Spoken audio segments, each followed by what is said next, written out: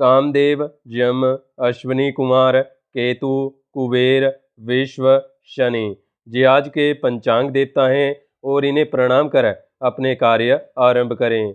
आज 25 नवंबर को कार्तिक महीने के शुक्ल पक्ष की त्रयोदशी तिथि, अश्विनी नक्षत्र, वर्यान योग, तैतुल करण और दिन शनिवार है। ओम प्राम प्रीम प्रोम सह शनये नमः। इस मंत्र का आज 23 बार उच्चारण करें। ओम ब्राम ब्रीम ब्रोम सह राहवे नमः। इस मंत्र का 18 बार उच्चारण करें। ओम श्राम श्रीम श्रोम सह केतवे नमः। इस मंत्र का आज 17 बार उच्चारण करें और घर से अदरक या उड़द खाकर निकलें। आज शनि प्रदोष व्रत और वैकुंठ चतुर्दशी है। शनि प्रदोष व्रत की कथा श्रवण करते हैं। गर्ग आचार्य जी ने कहा, हे महामते, आपने शिव शंकर भगवान की प्रसन्नता हेतु समस्त प्रदोष व्रतों का वर्णन किया। अब हम शनि प्रदोष व्रत सुनने की इच्छा करते हैं, सो कृपा करके सुनाइए। तब सूत जी बोले, हे ऋषि, निश्चित रूप से आपका शिव पार्वती के चरणों में अत्यंत प्रेम है। मैं आपको शनि त्रयोदशी के व्रत की विधि बतलाता हूँ, सो ध्यान से सुने। पुरातन कथा है कि एक निर्धन ब्राह्मण की स्त्री दरिद्रता से दुखी होकर शांडिल्य ऋषि के पास जाकर बोली, हे महामुने, मैं अत्यंत दुखी हूँ, दुख निवारण का उपाय बताइए। मेरे दोनों पुत्र आपकी शरण में हैं। मेरे ज्येष्ठ पुत्र का नाम धर्म है, जो कि राजपुत्र है, और लघु पुत्र का नाम शुचिव्रत है। अतः हम दरिद्री हैं, आप ही हमारा उद्धार कर सकते हैं। इतनी बात सुन ऋषि ने शनि प्रदोष व्रत करने के लिए कहा। तीनों प्राणी प्रदोष व्रत करने लगे। कुछ समय पश्चात प्रदोष व्रत आया। तब तीनों ने व्रत का संकल्प लिया। छोटा लड़का, जिसका नाम शुचिव्रत था, एक तालाब पर स्नान करने को गया तो उसे मार्ग में स्वर्ण का कलश धन से भरपूर मिला। उसको लेकर वह घर आया। प्रसन्न हो माता से कहा कि माँ, ये धन मार्ग से प्राप्त हुआ है। माता ने धन देखकर शिव भगवान की महिमा का वर्णन किया। राजपुत्र को अपने पास बुलाकर बोली, देखो पुत्र, ये धन हमें शिवजी की कृपा से प्राप्त हुआ है, अतः प्रसाद के रूप में दोनों पुत्र आधा आधा बांट लो। माता का वचन सुन राजपुत्र ने शिव पार्वती का ध्यान किया और बोला, पूज्य, ये धन आपके पुत्र का ही है, मैं इसका अधिकारी नहीं हूँ। मुझे शंकर भगवान और माता पार्वती जब देंगे तब लूंगा। इतना कहकर वह राजपुत्र शंकर जी की पूजा में लग गया। एक दिन दोनों भाइयों का प्रदेश भ्रमण का विचार हुआ। वहां उन्होंने अनेक गंधर्व कन्याओं को क्रीड़ा करते हुए देखा। उन्हें देख शुचिव्रत ने कहा, भैया, अब हमें इससे आगे नहीं जाना है। इतना कह शुचिव्रत उसी स्थान पर बैठ गया, परंतु राजपुत्र अकेला ही स्त्रियों के बीच में जा पहुंचा। वहां एक स्त्री अति सुंदर राजकुमार को देख मोहित हो गई और राजपुत्र के पास पहुंचकर कहने लगी, हे सखियो, इस वन के समीप ही जो दूसरा वन है, तुम वहां जाकर देखो। भली भांति के पुष्प खिले हैं, बड़ा सुहावना समय है। उसकी शोभा देखकर आओ। मैं यहीं बैठी हूँ, मेरे पैर में बहुत पीड़ा है। यह सुन सब सखियां दूसरे वन में चली गईं। वह अकेली सुंदर राजकुमार की ओर देखती रही। इधर राजकुमार भी कामुक दृष्टि से निहारने लगा। युवती बोली, आप कहाँ रहते हैं? वन में कैसे पधारे? किस राजा के पुत्र हैं? क्या नाम है? राजकुमार बोला, मैं विदर्भ नरेश का पुत्र हूँ, आप अपना परिचय दें। युवती बोली, मैं विद्रविक नामक गंधर्व की पुत्री हूँ, मेरा नाम अंशुमती है। मैंने आपकी मनस्थिति को जान लिया है कि आप मुझ पर मोहित हैं। विधाता ने हमारा तुम्हारा संजोग मिलाया है। युवती ने मोतियों का हार राजकुमार के गले में डाल दिया। राजकुमार हार स्वीकार करते हुए बोला, हे भद्रे, मैंने आपका प्रेम उपहार स्वीकार कर लिया है, परंतु मैं निर्धन हूँ। राजकुमार के इन वचनों को सुनकर गंधर्व कन्या बोली कि मैं जैसा कह रही हूँ वैसा ही करूंगी। अब आप अपने घर जाइए। इतना कहकर वह गंधर्व कन्या सखियों से जा मिली। घर जाकर राजकुमार ने शुचिव्रत को सारा वृतांत कह सुनाया। जब तीसरा दिन आया, वह राजपुत्र शुचिव्रत को लेकर उसी वन में जा पहुंचा। वहीं गंधर्व राज अपनी कन्या को लेकर आ पहुंचा। इन दोनों राजकुमारों को देख आसन देकर कहा कि मैं कैलाश पर गया था। वहां शंकर जी ने मुझसे कहा कि धर्मगुप्त नाम का एक राजपुत्र है जो इस समय राज्य विहीन निर्धन है, मेरा परम भक्त है।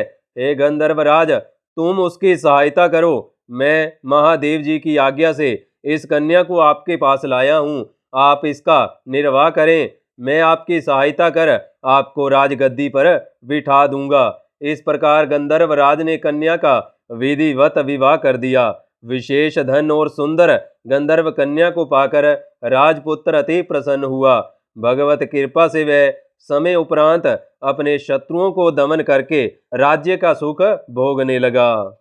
ओम वंदे देव उमापतिं सुरगुरुं वंदे जगत कारणं वंदे पन्नगभूषणं मृगधरं वंदे पशूनापतिं वंदे सूर्यशशांकवह्निनयनं वंदे मुकुंद प्रियं वंदे भक्तजनाश्रयं च वरदं वंदे शिवं शंकरं। शंकर भगवान की जय। उमापति महादेव की जय। नमः पार्वती पतये। हर हर महादेव। आज के दिन सुबह से व्रत रखकर श्री विष्णु भगवान का स्तोत्र और रात में भगवान विष्णु की कमल के पुष्पों से पूजा और हरि कीर्तन करने का विधान है। और प्रदोष काल में भगवान शिव की पूजा अर्चना रुद्राष्टकम और शिव तांडव आदि स्तोत्रों से करनी चाहिए। आज बैकुंठ चतुर्दशी भी है, जिसके कारण आज का दिन बहुत पवित्र है, जो कार्तिक पूर्णिमा से एक दिन पहले मनाया जाता है। कार्तिक माह के दौरान शुक्ल पक्ष चतुर्दशी को भगवान विष्णु के साथ साथ भगवान शिव के भक्तों के लिए भी पवित्र माना जाता है, क्योंकि एक ही दिन दोनों देवताओं की एक साथ पूजा की जाती है। अन्यथा ऐसा बहुत कम होता है कि एक ही दिन भगवान शिव और भगवान विष्णु की एक साथ पूजा की जाए। वाराणसी के अधिकांश मंदिरों में वैकुंठ चतुर्दशी मनाई जाती है और ये देव दीपावली के एक और महत्वपूर्ण अनुष्ठान से एक दिन पहले आती है। वाराणसी के अलावा वैकुंठ चतुर्दशी ऋषिकेश, गया और महाराष्ट्र के कई शहरों में भी मनाई जाती है। शिव पुराण के अनुसार कार्तिक चतुर्दशी के दिन पर भगवान विष्णु भगवान शिव की पूजा करने के लिए वाराणसी गए थे।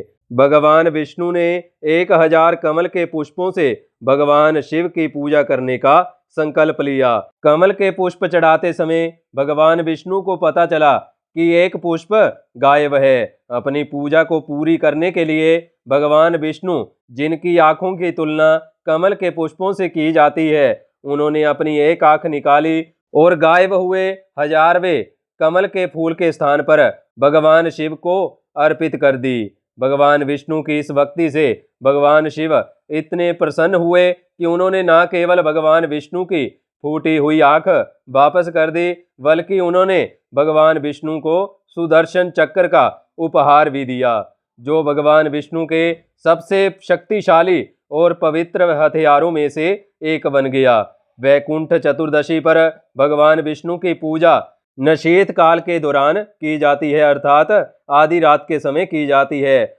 वक्त विष्णु सहस्त्र नाम, भगवान विष्णु के हजारों नामों का पाठ करते हैं और भगवान विष्णु को 1000 कमल पुष्प अर्पित करते हैं। हालांकि वैकुंठ चतुर्दशी के दिन भगवान विष्णु और भगवान शिव दोनों की पूजा की जाती है। भक्त दिन के 2 अलग अलग समय पर पूजा करते हैं। भगवान विष्णु के भक्त नशीत काल को पसंद करते हैं, अर्थात मध्य रात्रि को पसंद करते हैं, जबकि भगवान शिव के भक्त अरुणोदय को पसंद करते हैं, जब सूर्य निकलने वाला होता है।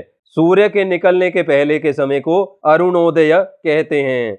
शिव के भक्तों के लिए वाराणसी के मणिकर्णिका घाट पर अरुणोदय के दौरान सुबह के समय का स्नान बहुत महत्वपूर्ण है और इस पवित्र स्नान को कार्तिक चतुर्दशी पर मणिकर्णिका स्नान के रूप में जाना जाता है। ये एकमात्र दिन है जब भगवान विष्णु को वाराणसी के एक प्रमुख भगवान शिव मंदिर में काशी विश्वनाथ मंदिर के गर्भगृह में एक विशेष सम्मानीय स्थान दिया जाता है। ऐसा माना जाता है कि उसी दिन विश्वनाथ मंदिर वैकुंठ के समान पवित्र हो जाता है। दोनों देवताओं की विधि पूर्वक पूजा की जाती है, मानो वे एक दूसरे की पूजा कर रहे हों। भगवान विष्णु शिव भगवान को तुलसी के पत्ते चढ़ाते हैं और बदले में भगवान शिव विष्णु भगवान को बेलपत्री के पत्ते चढ़ाते हैं। अब आगे जानते हैं मुहूर्त और राहुकाल आदि। राहुकाल सुबह 9:36 AM से 10:53 AM तक रहने वाला है। अभिजीत मुहूर्त 11:50 AM से 12:31 PM तक रहेगा। आज के शुभ चौघड़ियां जानते हैं। 8:18 AM से 9:36 AM तक शुभ की घड़ियां, 12:11 PM से 4:03 PM तक चर लाभ और अमृत की घड़ियां, 5:21 PM से 7:03 PM तक लाभ की घड़ियां, 8:46 PM से 1:54 AM तक शुभ अमृत और चर की घड़ियां, 5:19 AM से 7:02 AM तक लाभ की घड़ियां होंगी।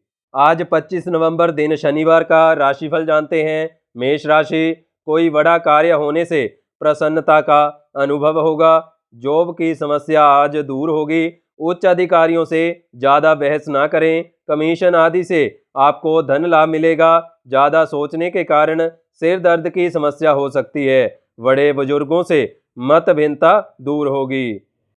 वृष राशि, आज किसी काम में मन नहीं लगेगा।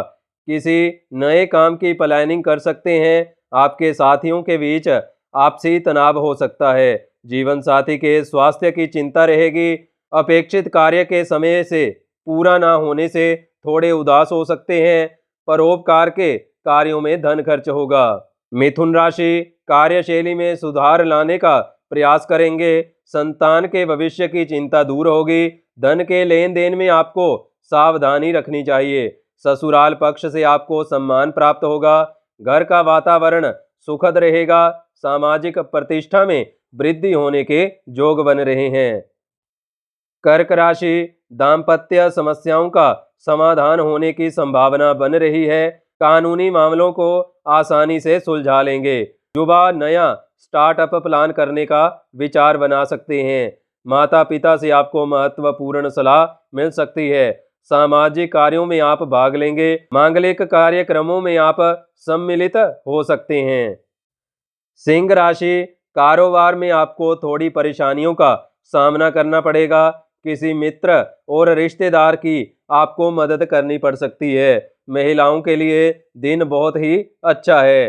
प्राइवेट जॉब कर रहे लोगों की बॉस प्रशंसा कर सकते हैं। लोग आपकी बातों को काफी महत्व देंगे।